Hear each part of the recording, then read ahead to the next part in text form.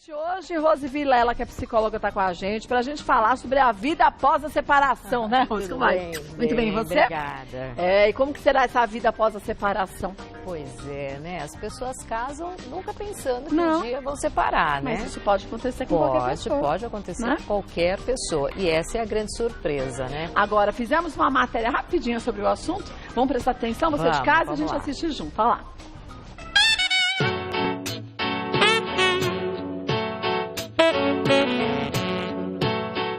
Ninguém casa pensando em se separar. Por isso, colocar um ponto final em uma relação é um momento muito difícil.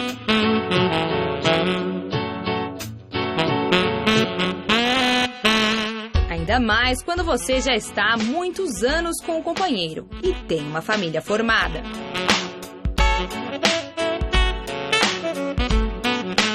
Mas é importante saber que há vida após a separação. E uma vida bem longa. É um momento delicado, porém é preciso seguir em frente e saber recomeçar para construir um novo futuro. Pois se não foi possível ter um final feliz ao lado de alguém, é possível ter um final feliz sozinha.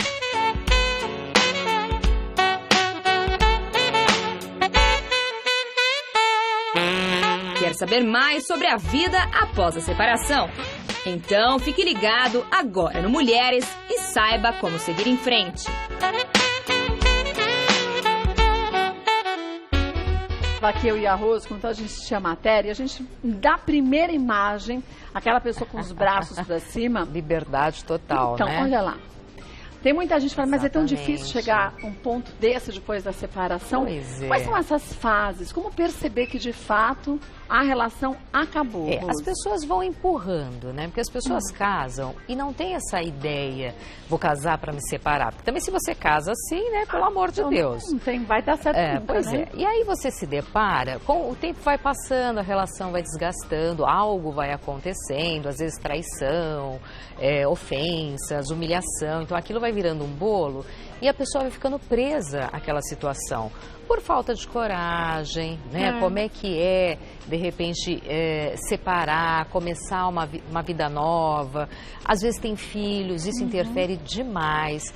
E quando a pessoa, de fato, vem a se separar, então, dependendo da circunstância, tem um sofrimento muito grande, né? Tem uma negação, eu não quero, depois vem a barganha, é um processo de luto, né? É um processo de luto, porque você está rompendo, terminando, findando com um período ali da sua vida.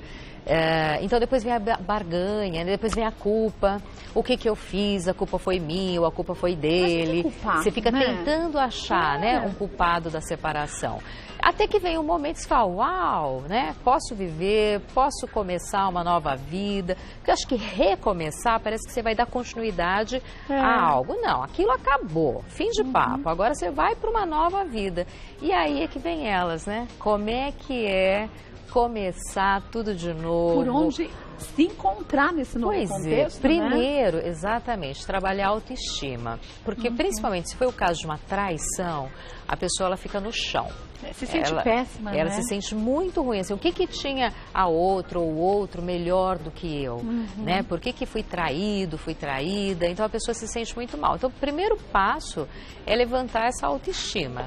Né? E só vai depender dessa pessoa. Agora, se ela ficar num lugar muito de vítima, né? Chorando dela mesma, pensando o que ela poderia fazer, ela não vai andar para lugar nenhum. Né? Então, ela primeiro tem que sair desse papel de vítima, olhar para frente e ver que tem futuro. Porque enquanto ela estiver presa ao passado, ela não anda. E às vezes não é nem um passado real. É um passado criado por ela, né? Que não aconteceu daquele jeito, né? Às vezes aconteceu. Mas vai numa fase lá atrás, né? E às vezes, passado é passado, né? Não tem que achar culpado, ficar se martirizando, né? Ficar se chibatando, se torturando, porque é uma tortura. E aí a pessoa ela até adoece. E às vezes, estando numa relação muito ruim, comprometida, ela adoece também. Uma das coisas que mais adoecem as pessoas é um casamento infeliz e um trabalho infeliz. São as coisas que mais levam as pessoas a entrarem em depressão. Por isso tem que procurar se entender para mudar aquilo que te faz mal, seja o trabalho ou seja a relação. Ou né? a relação. A gente tem algumas dúvidas que surgiram, vamos ver a primeira delas, da Fabiana. Olha, após a separação, percebi que amava muito meu ex-marido. Estou tentando tomar coragem para conversar com ele, mas acho que não tenho chance. O que fazer? Então, tem pessoas, tem uma fase assim da mulher, quando ela está chegando perto dos 40, que ela enlouquece. Que ela quer descobrir um novo amor, às vezes tá aquela relação meio morninha, né? Aquele sexo já... Mais ou menos de vez em quando. E aí enlouquece, eu quero uma nova paixão, eu quero sentir vibrar, e aí pira, larga do marido, larga tudo e vai viver isso, que é um direito da pessoa também. Sim. Mas, só que aí chega lá na frente, ela vai, puxa vida, tudo igual. Não muda, né? Porque o que tem que mudar? É ela que tem que mudar. Né? A pessoa, então às vezes ela tem tanta expectativa e aí chega lá na frente ela se arrepende, ela fala, poxa vida, aquilo lá era conhecido, eu sabia, a gente construiu, né, uma vida, enfim, seja lá qual for a sua história, e ela fala, poxa, e agora, né, me arrependi, o que eu faço? Se arrependeu?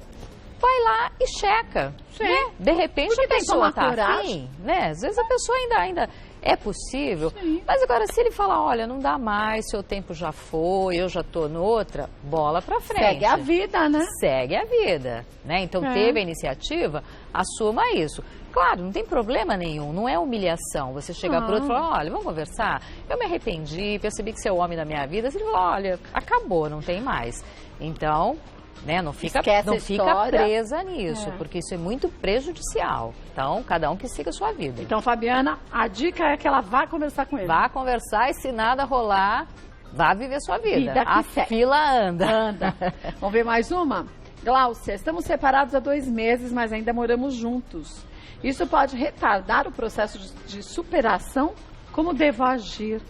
Olha, Gláucia, não necessariamente, né, pode retardar. Às vezes, as pessoas elas precisam de um tempo para amadurecer. Né? E às vezes, nesse período de convivência, ela vai amadurecendo, tornando a coisa um pouco mais amigável. É claro que se tiver um inferno, que às vezes está ali por uma questão prática, né, para onde que vai, tem que separar, dividir a casa, vender, então às vezes fica um inferno. Aí é meio complicado. Pode complicar bem a situação.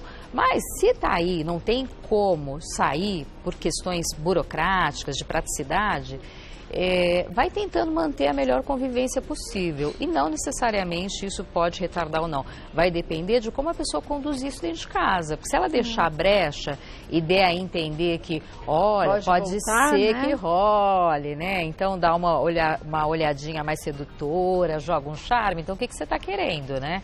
É só sedução? Você quer de fato separar? Fecha a porta. Fecha a porta, aqui limita. Então, aqui é meu espaço, aqui é o seu e a gente tá por questões burocráticas. Agora, ficar jogando charminho, ou mesmo do outro lado, né? Porque às vezes um pede separação e o outro não quer e dificulta. E aí o outro se ilude achando que estão embaixo do mesmo teto e que algo pode mudar, né? Exatamente. Então, deixa bem claro o limite. Então, tá aqui por questões de praticidade, né? E não tentar se envolver, porque aí não vai dar rolo. Isso a gente só consegue conversando. Só conversando e deixando claro, o outro não vai adivinhar. Sabe aquela coisa? Não, mas a pessoa sabe, não sabe. Eu dei a entender. Não, tem que ser claro. Olha, eu não quero mais nada com você. Não tem chance de voltar. Não tem chance, acabou, foi bom enquanto durou, né? Agora, se tiver filho também, que fique muito claro isso. Uma coisa muito complicada é quando começa a usar os filhos numa separação. Né? Isso é muito criança, ruim, né? Muito ruim para a criança. Então os pais têm que ter consciência. A relação acabou, mas o pai continua sendo pai e a mãe continua sendo mãe. E isso é importante para a criança, para o desenvolvimento dessa criança, que ela tenha clareza disso e que ela não se sinta dividida. Se eu me separar, com quem você fica? Isso é a coisa mais cruel que você pode fazer com uma criança. Que coisa terrível mesmo. Perguntar para a criança, com quem que você fica? Com o papai, né, testando quem você ama mais. Então isso é muito cruel, né? E muito prejudicial para a criança. Para a vida toda, né? Para a vida toda. Tem que deixar claro, olha, agora você vai ter 2 casas, torna a coisa interessante. Né? Seu pai vai continuar olha, sendo seu pai, vai continuar sendo seu pai, mãe, que divertido, pronto. fica um tempo lá, um tempo aqui, sem drama. Porque a partir do momento que fala, a gente está separando, e põe aquele E aí peso. chora na frente da criança. Né? Então tem que poupar um pouquinho, tem que poupar porque a criança tem o futuro pela frente. Matilde, meu marido pediu a separação para ficar com outra mulher. Nos separamos há 7 meses, mas ele sempre me liga querendo voltar. Diz que eu sou a mulher da vida dele. Devo dar outra chance? Olha, Matilde, meio parecido com a outra, né? Depende, você quer dar outra chance por quê? Se você de fato gostar dele, vale a pena, por que não? Né? Mas tem que dar chance não para se vingar, porque às vezes a pessoa fala, não, eu vou dar uma chance, mas ele vai me pagar, né? Ele vai me pagar e fica com aquela tortura. Não, se você de fato gosta, porque assim, você tem que pensar, por que separaram? Né, o que estava difícil? Isso possivelmente não mude. No começo vai ser lindo, maravilhoso, né? Tem todo ali o processo de reconquistar. Mas e depois de um tempo? Né? Mas depois de um tempo, se vocês não fizerem uma terapia de casal, porque às vezes a terapia de casal, ela entra como uma super aliada nesses casos. Sempre, a terapia sempre é uma aliada da gente, sempre, né? é muito bom, é muito positivo. Então, vai ter que mudar o comportamento dos dois, né, para que a coisa ande. Então, se acha que vale a pena, se é um desejo dela, porque às vezes acabou para ela, né, e as pessoas, elas acostumam com a convivência, sabe, fica uma relação meio parental, vira meio irmão, eu tenho dó, coitado, não ficar falar na que tem rua. Tem, muita gente que tem dó. Terrível, né? Eu tenho dó, e coitadinho, vem pra cá. Mas assim, o que de fato você quer com isso? Se você realmente gosta dele, acha que vale a pena, ok, não tem problema nenhum. Né? Agora, não adianta também voltar e ficar jogando na cara que traiu, Pois é, jogar na cara, ficar se torturando, a hora que estiver beijando, abraçando, pensar, mas ele fazia isso com a outra, é bem possível que fizesse mesmo, né? Ele estava com a outra pessoa, outra, né? Então ele estava fazendo. Ou você aceita isso e encara isso, amadurece, né? Digere isso de alguma forma, ou então, melhor não voltar, só porque ele quer. Porque às vezes tem uma questão assim de ego, então ele vai voltar, né? E fica ali numa coisa muito egóica. E a pessoa é que se estrepa depois, né? Porque aceitou tudo de novo e vai voltar àquela vidinha que era, se não tiver uma mudança no comportamento dos dois. Tem que saber se ele tá afim de voltar mesmo, era mais cômodo, né? Pois é, tem isso também, tem isso, né? Vale o quanto cada uma tá afim de testar, pagar pra ver ou não, né? Exatamente, exatamente.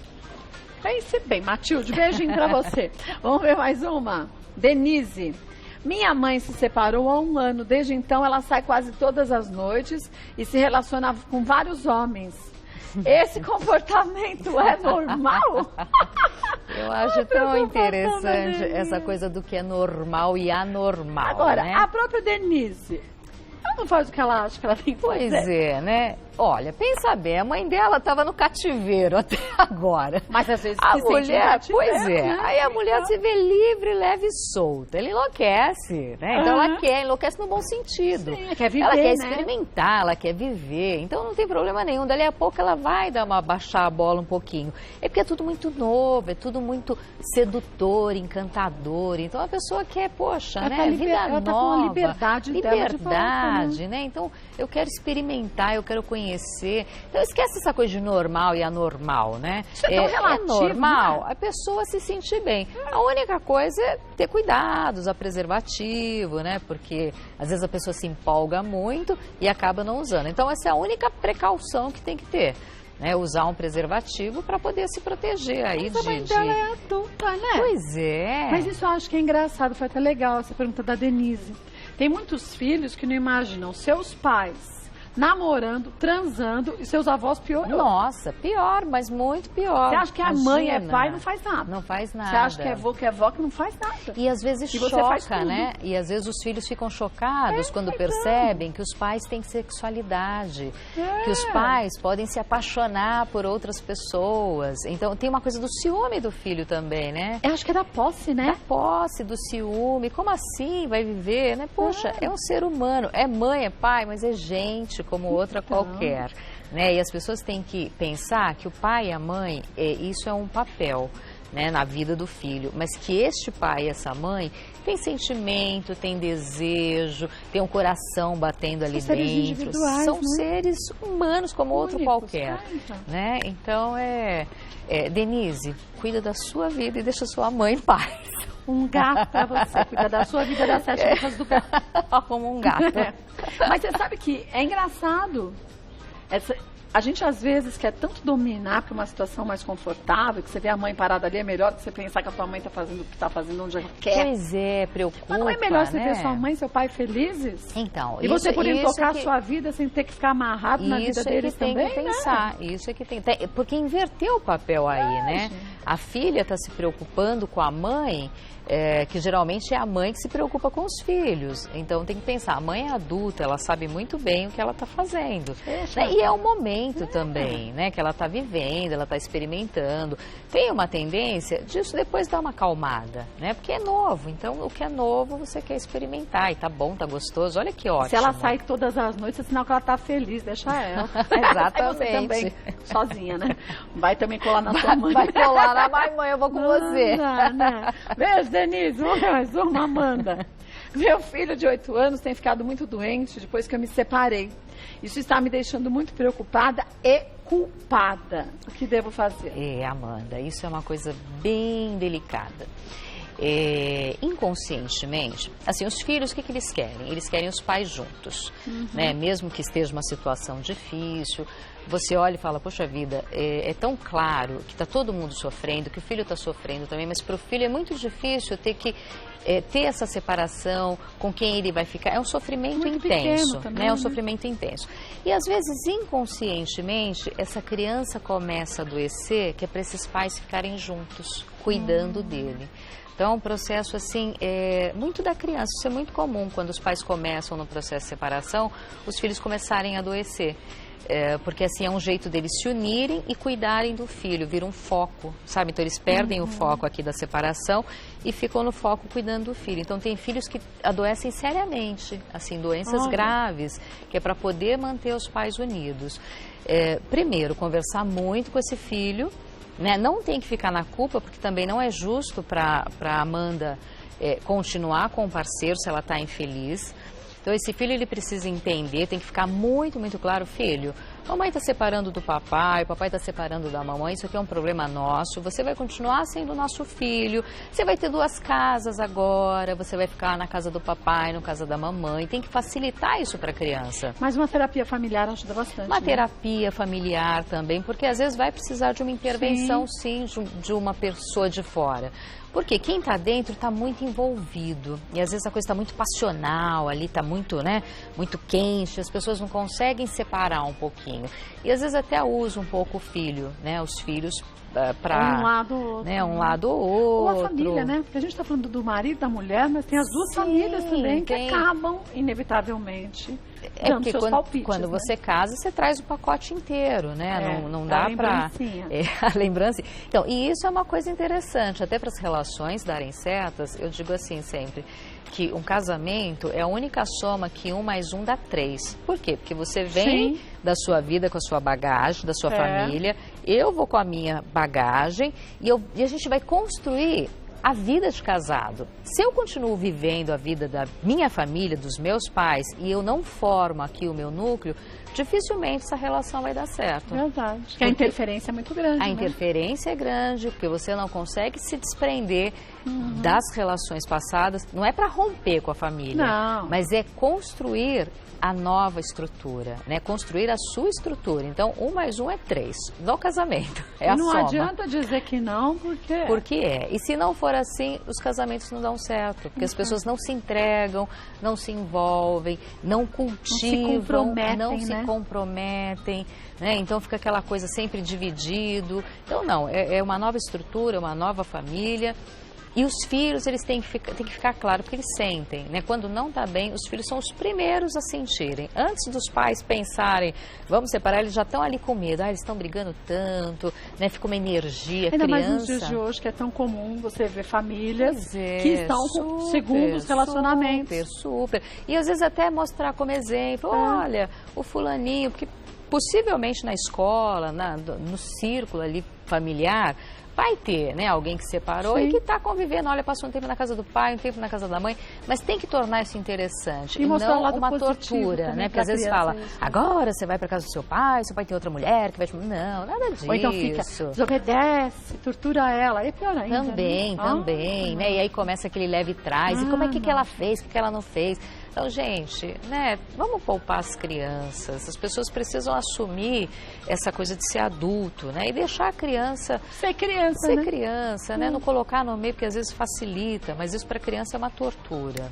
E que tortura, né? Olha, vou passar os contatos da Rose Vilela, que é psicóloga, querendo saber do trabalho dela, terapia familiar, qual o momento ideal? Sempre. A gente sempre tem algo na vida da gente que a gente não sabe resolver direito, né? Sempre as angústias, né? Tudo que tiver aí incomodando.